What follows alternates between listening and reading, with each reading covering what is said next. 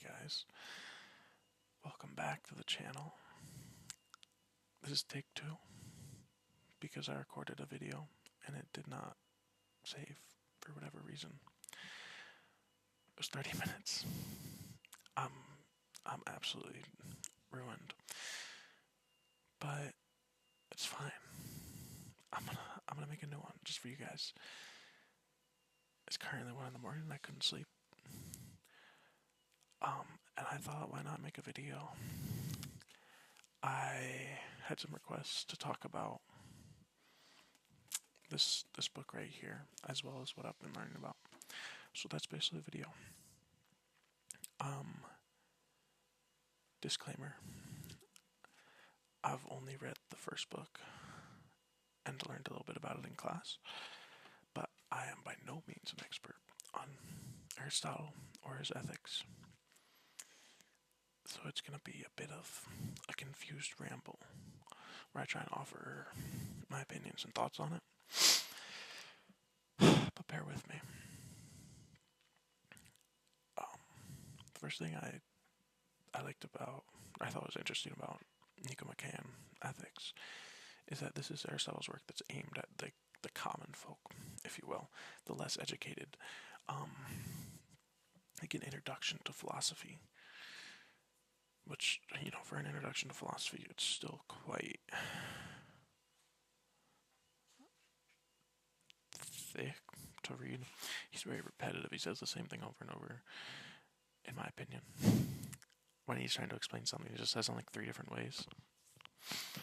And I'm like, alright, it actually got more confusing when you said it for the 3rd time.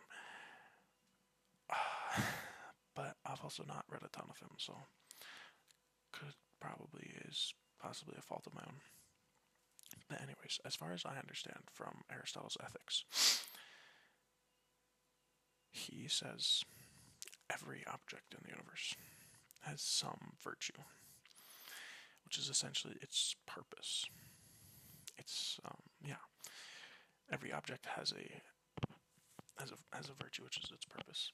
For a saw, its virtue is sawing, cutting wood. And the best saw is the one that cuts wood the best. So then, what we have to do for humans. Also, I painted my nails. I have 4 colors, and I paint them in a different way every time. So this is the way of the week. It's been a little while since I painted my nails, but I like it. It makes me feel kind of sparkly, Anyways, where was I? Yeah. So what he says the virtue for humans is knowledge and reason. He, much like Plato, talks about 3 different ways of achieving like happiness, pleasure in the world. First being appetitive, vegetative desires, which are those of like the physical, bodily kind, sex, eating. Those are all they ever talk about.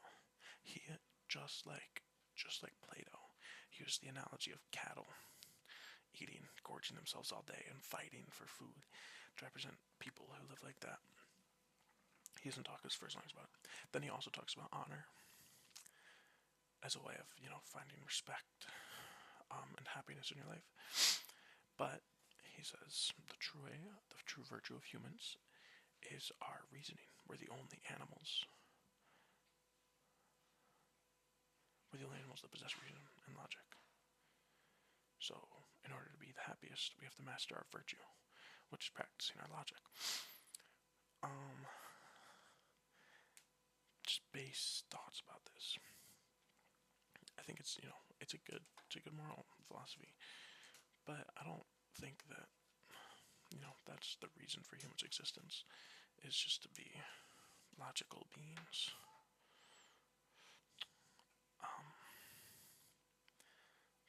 There can be loads of things at your purpose. Existentially, I'm an absurdist, so that's my views on that come into play here. But I think that logic can be your purpose, but so can cooking, which is something that's unique to humans.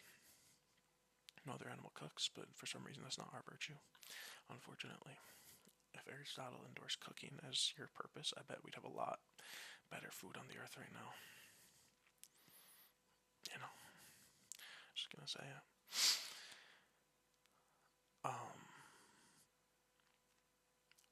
But essentially, Aristotle, he goes on to give like a guideline for living this virtuous life. But it's a very vague thing. Live according to reason. Also, I totally forgot about this in my first run through this video. But he talks a lot about the median. So everything.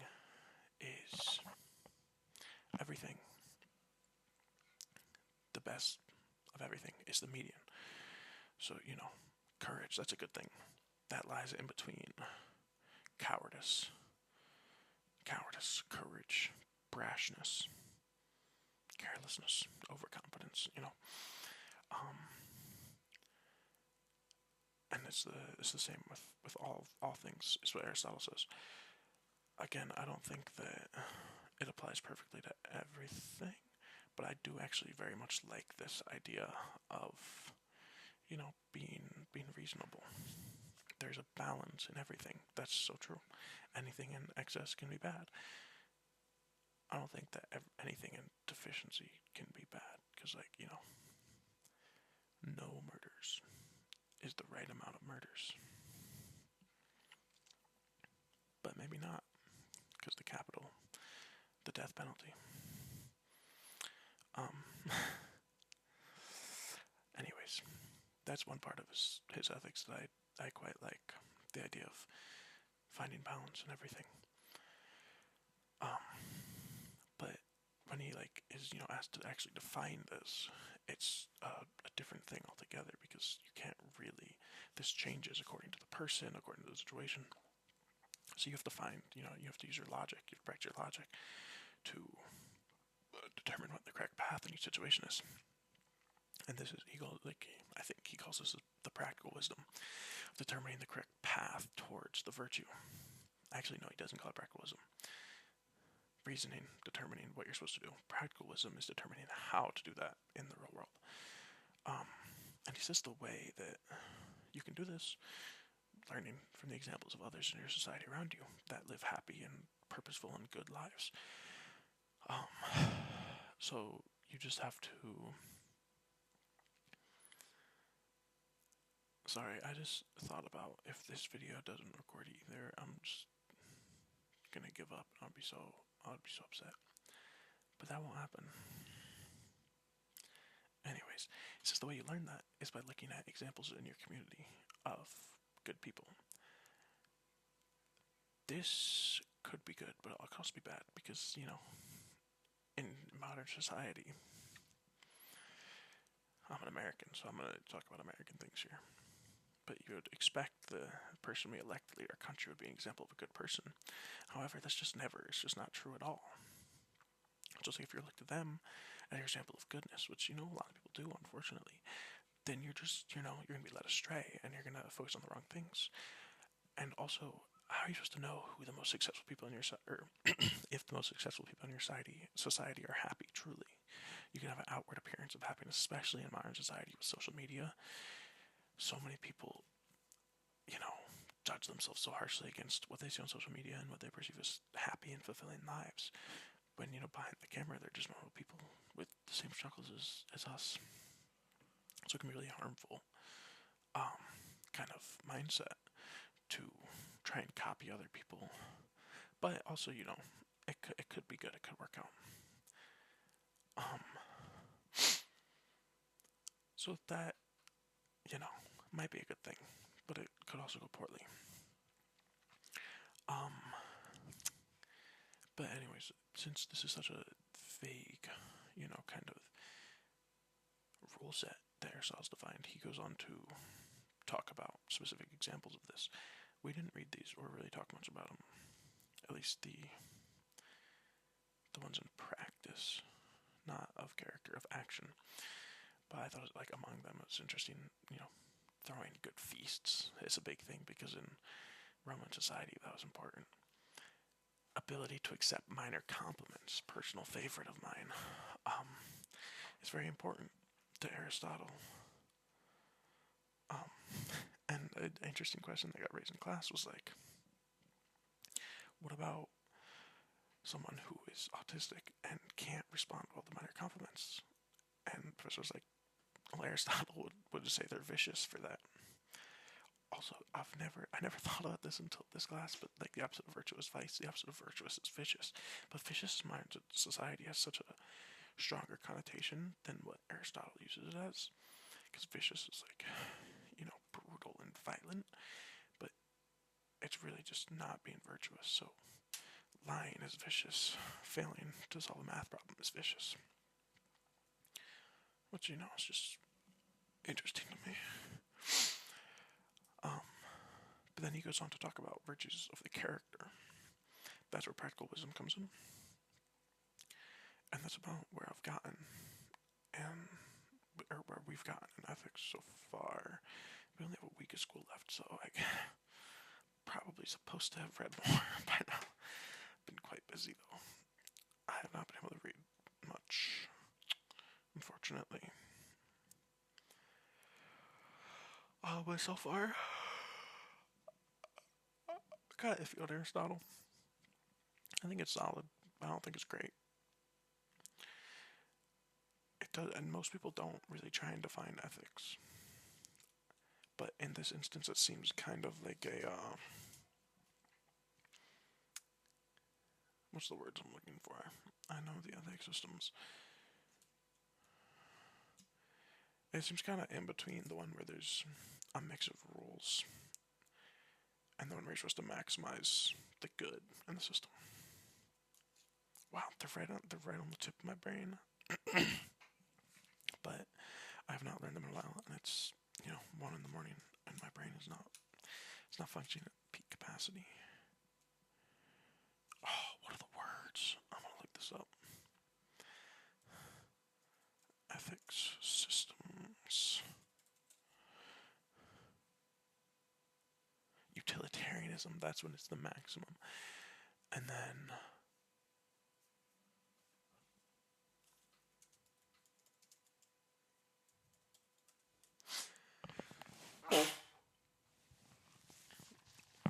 apologies.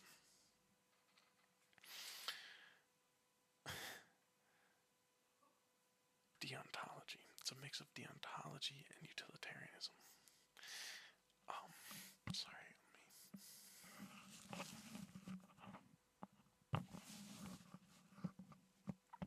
Apologies for that sneeze. I hope it wasn't loud. I'll check it out in post. I really hope I don't have to. Because editing these videos is like not that bad, but I want to go to bed. Anyways, Aristotle, solid. Don't love it, don't hate it. I don't like reading them as much as I like reading Plato, but that's because, Plato is just telling a story. Aristotle is trying to define an ethics system. Also, same with Plato, didn't love him, but did not like him. He had a lot of good points, but, I think their biggest flaw is that they live in Roman society and they think that it's actually, what's his name? Plato did not think it's great. Aristotle thinks that it's great. And he's like, oh no.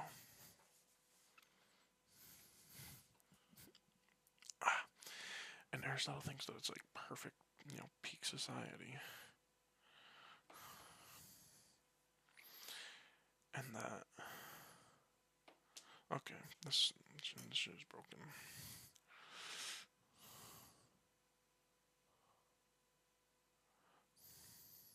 That's not working. That's a little wolf head. It's Jon Snow's sword, but a miniature replica.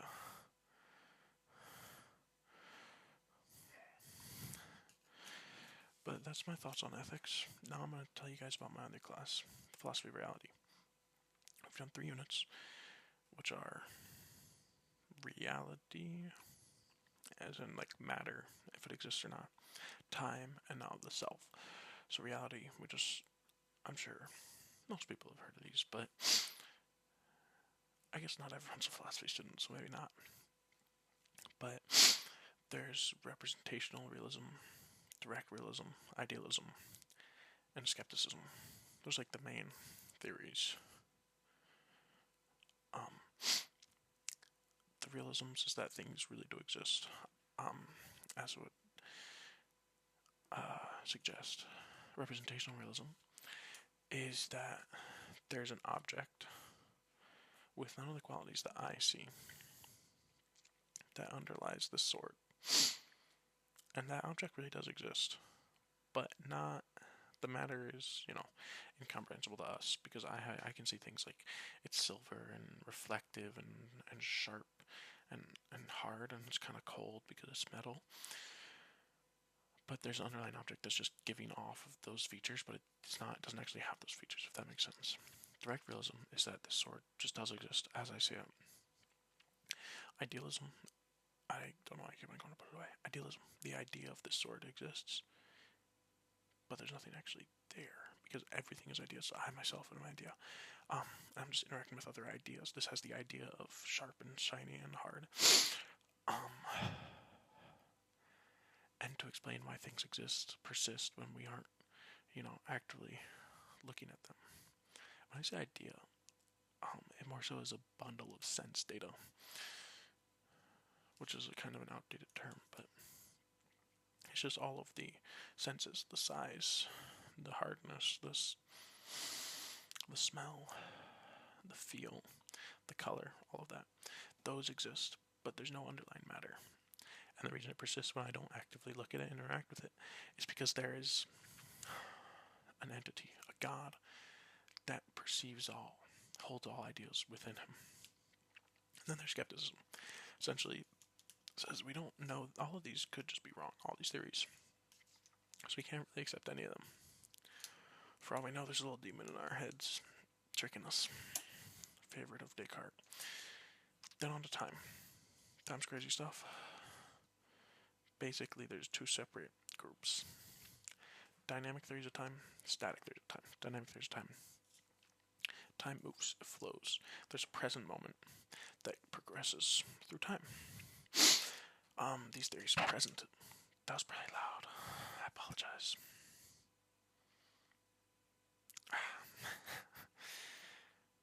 Presentism. There's one present moment that exists and it moves forward. And the past doesn't exist. It did used to exist, but it doesn't exist anymore. And the future doesn't exist yet. It will exist, but it doesn't right now. All that exists is the present moment. This has a bunch of problems, but the main objection to every dynamic theory of time is special relativity. I'll get into that in a second. Then there's growing block theory. The present and the past exist, and time is a four-dimensional block that just keeps growing, hence growing block. Spotlight view. Past, present, future all exist, but there is a certain privileged present moment that moves through time. At this point, I should probably explain 4D space-time. It's the most widely accepted theory of the world, or not the world, the universe right now. And it's essentially that there's a fourth dimension of time, and all matter moves through time. That makes sense, obviously. But in, moving spotlight or eternalism, all of that time exists in each slice. If you imagine 4D space-time as a block of spam, and if you cut that spam, that line along where you cut, even if it's diagonal or horizontal or straight up and down, is all of the matter, all of the events at that specific slice of time. So that slice of time represents the universe at that moment. Every event that's occurring, and it's three-dimensional. But we just flatten those three-dimensional spaces to make a four-dimensional space-time that we can comprehend. Now, I forgot to bring my water over here, and I'm on like almost an hour of talking with no water.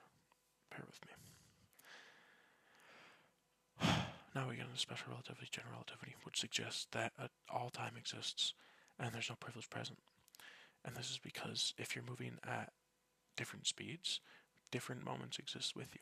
If I'm moving at half the speed of light, and I pass by right next to someone who's not moving. He's moving at 1% the speed of light.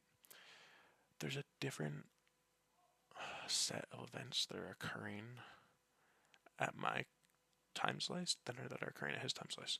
Like, we're at the same spot, but this is his time slice. This is my time slice, So things are happening right now up here that haven't happened for me because I'm back here, but also down here, things are happening for me that haven't yet happened for him.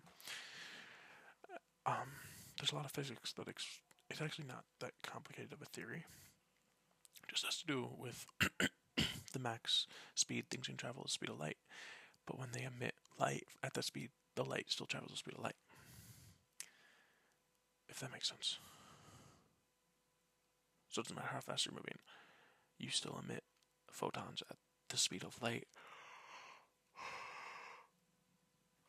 And not the speed of light relative to you, but just the speed of light relative to the center of the universe, I guess.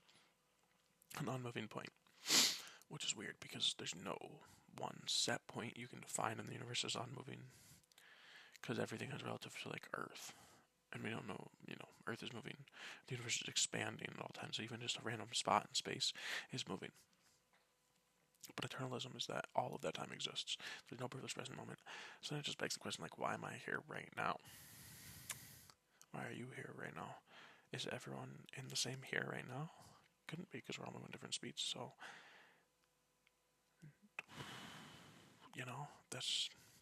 that's the problem with that theory.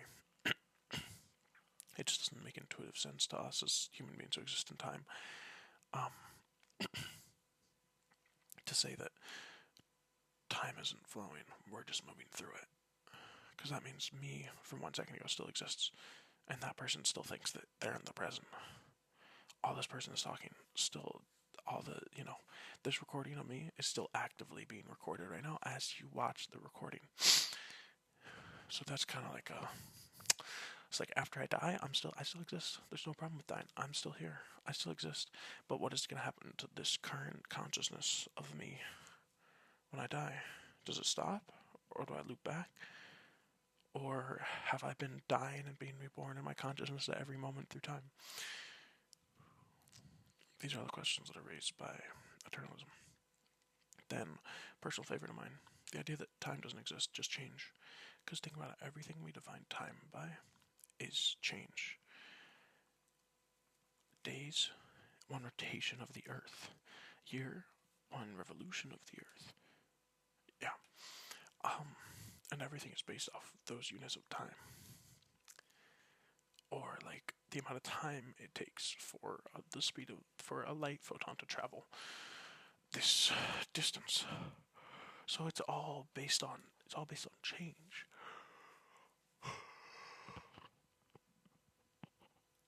And the interesting thing is that this idea is consistent with some ideas, with some solutions to general relativity, which currently has like 10 to 15 solutions that work for it. And some of them suggest black holes, some of them suggest white holes, some of them suggest time doesn't exist, just change. Which I like, time isn't real, change is. But again, it doesn't really make intuitive sense to us. Anyways, last unit one right now is the self. So it's like, what makes me what makes me a person, as opposed to just an object? That's one of the questions. And the other one is like, what do I persist through? So, for that one, there's like the problems of Freaky Friday kind of situation. You get body swap with Lil Dicky. Are you your body or your mind? If you believe in physical continuity, then you're your body, and you just think you're Lil Dicky and you have those memories. But if you believe in psychological continuity, then it's your mind, but you just are in Lil Dicky's body now. Personally, I think that both people die if that were to happen. But new persons are born, and they think that they are a continuous representation. And internally, the only way that makes sense is psychological continuity. Externally, the only way that makes sense is physical continuity, because how else are you supposed to know who the same person is? But I think those are all kind of bogus. The self is just kind of a construct made up by human society and humans in order to relate and converse with other people, and also to think in terms of themselves, because if there was no I, then how would we do anything, when you say, I am going to eat, that requires the idea of the self. So that's, the problem with saying the self is an illusion, because it's such an integral part of our society. When we relate to other people, we're relating to their selves, not to them, to our idea of themselves, not to their idea of themselves. But if it's all just ideas of ourselves, then there's no one true self. That makes persons ontologically unique. So that's my opinion on that matter. But if I were to, I just wrote an essay on this when I were to decide what makes a human, I would say a continuous first-person perspective with awareness of themselves that has spatiotemporal and psychological continuity. And what this basically means is it's stealing from constructivism. There's an idea by a guy named Baker that what makes persons is a robust first-person perspective, which means just like a first-person perspective in which you have an idea of yourself. I should probably actually double-check on that and, make sure my essay is consistent. We'll do that sometime, who knows. So yeah.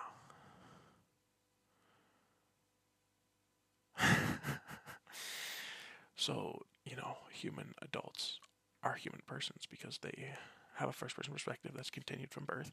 They have physical continuity because they're in a body that has moved consistently through time.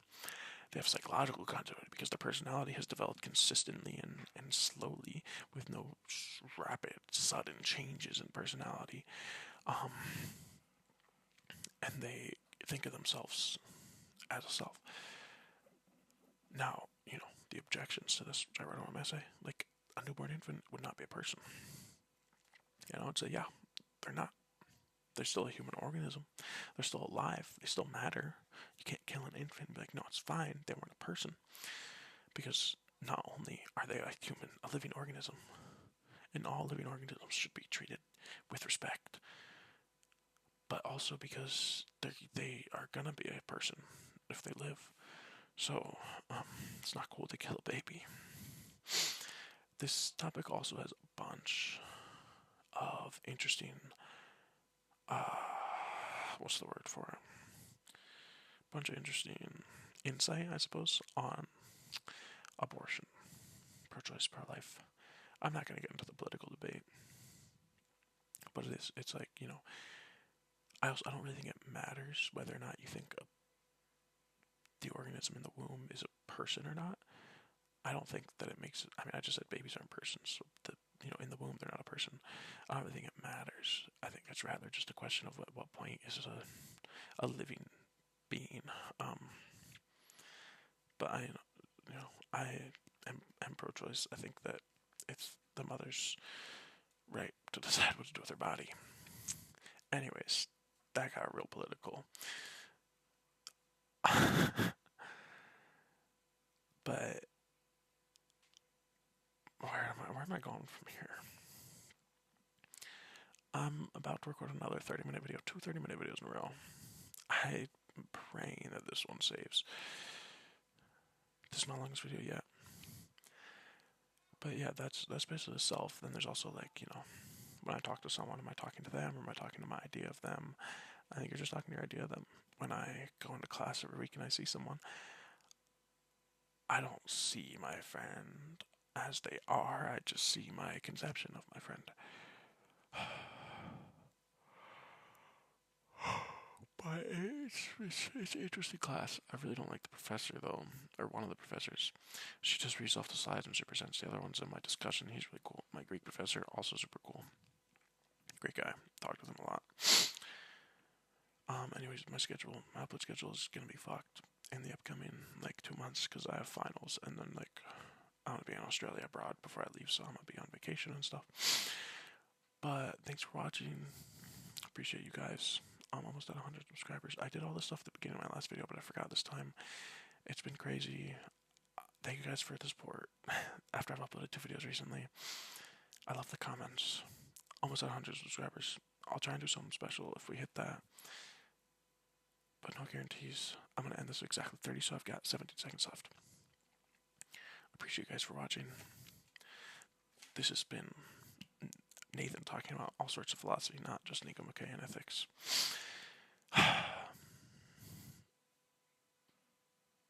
Bye bye.